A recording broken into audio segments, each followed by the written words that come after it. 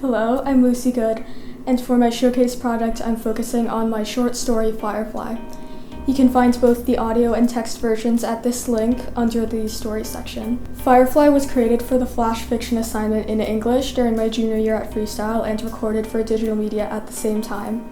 This story has become one of my favorite works I've made throughout my years at Freestyle. Firefly is a flash fiction about the responsibilities, stresses, and losses that come with growing up, and how these often keep us from seeing what is best for ourselves.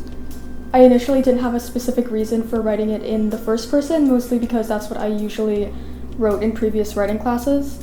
But as I continued, I began to like the more abstract form it gave the narrator, rather than a specific named character. The unnamed protagonist's want is somewhat unclear, but throughout the story it becomes clear that, mostly subconsciously at first, she wants an escape from her monotonous and stressful life, which she initially isn't able to achieve through lack of realization and acceptance of this problem.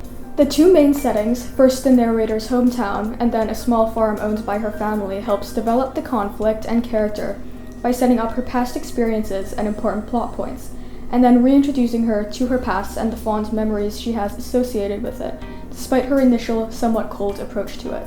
The conflict becomes more complicated when this reintroduction becomes especially clear, after she begins seeing the lights in the woods, the main way through which the arc is communicated. The lights are a thing of legend in her town, fascinating children, and in adults instilling a wordless, yet long-known fear. Realizing her lack of ability to change what she's currently seeing, she does what she believes will make the most of the situation and begins illustrating the lights. This is the exact same activity as she would do as a child with her now presumed dead grandfather. Though this parallel is never directly stated, I imagine the narrator didn't fully realize it herself until the climax of the story. At this climax, she experienced something that, despite her familiarity with the beings in the woods, she never imagined would happen, much less as a good thing considering the stories of her childhood, as the lights emerge from the forest. Unlike the ominous nature of the warnings she received, however, they float around and observe her before returning to the woods. This helps the narrator approach the resolution of the story as she fully accepts and realizes the truth of her childhood and what truly makes her happy, and accept her eventual fate, likely identical to her grandfather's, as a way of reconnecting and fully realizing her contentment.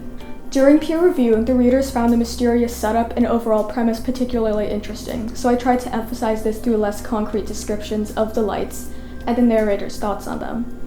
Overall, I tried to develop the narrative in a somewhat mysterious nature, with the themes being subtly revealed throughout the story. On a personal level, I've always loved to write and read, and have been really interested in fantasy and folklore. I'm glad I gave myself the opportunity to explore these ideas more and help get myself back into writing. Revisiting this project has given me a lot of inspiration, and I hope you enjoyed hearing about it.